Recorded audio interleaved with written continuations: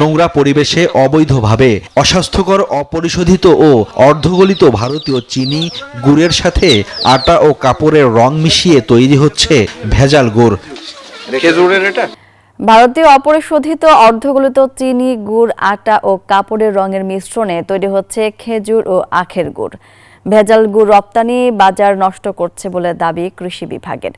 এই কর্মকাণ্ডে জড়িতদের বিরুদ্ধে কঠোর ব্যবস্থা নেওয়া হচ্ছে বলে জানিয়েছে প্রশাসন। রাজশাহী থেকে রঞ্জু মাহমুদের ক্যামেরায় মতিউর মুর্তজার প্রতিবেদন। ভেজালে ৬ লাভ রাজশাহীর গুড়ের বাজার। নোংরা পরিবেশে অবৈধভাবে অস্বাস্থ্যকর অপরিশোধিত ও অর্ধগলিত ভারতীয় চিনি গুড়ের সাথে আটা ও কাপড়ের রং মিশিয়ে তৈরি হচ্ছে ভেজাল গুড়। ভেজাল গুড় তৈরির সাথে জড়িতরা বলছেন, বেশি লাভের আশায় রসের পরিবর্তে রং ব্যবহার করছেন তারা। এটা কাটি চিনি বের হয়, চিনি থেকে আমরা গুড় বানাই। এই আকুশিরের পাটারি আখের গুড়।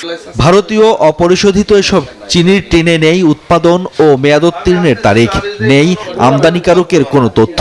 তবে বৈধভাবে আমদানির দাবি চিনি বিক্রেতাদের।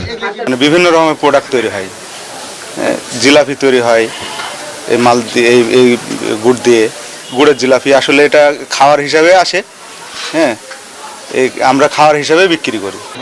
ভেজাল গুড়ের কারণে রপ্তানি বাজার হারাচ্ছে বলে জানিয়েছে কৃষি বিভাগ।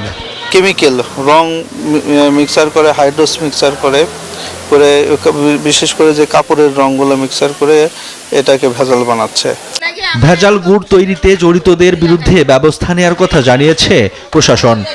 এই কাঁচামাল ব্যবহার করে গুড় তৈরির ফলে চারঘাটের প্রকৃত গুড়ের যে ঐতিহ্য এবং সুনাম সেটি নষ্ট হচ্ছে এবং একই সাথে এর ফলে মানুষের নানা ধরনের স্বাস্থ্য ঝুঁকি হচ্ছে, যেটা আমরা এক্সপার্ট অপিনিয়ন থেকে আমরা জানতে পারছি। এটা সরাসরি যেহেতু বিএসটিআই এর ম্যান্ডেটরি আইটেম না, কাজে এটা সরাসরি মনিটরিং অথরিটিও বিএসটিআই না। রাজশাহীর ঐতিহ্যবাহী গুড়ের সুনাম নষ্টকারী ভেজাল গুড় উৎপাদকের বিরুদ্ধে কঠোর ব্যবস্থা নিয়ে নিরাপদ গুড় সরবরাহ নিশ্চিত করার দাবি ভোক্তাদের। Desk report, news 24।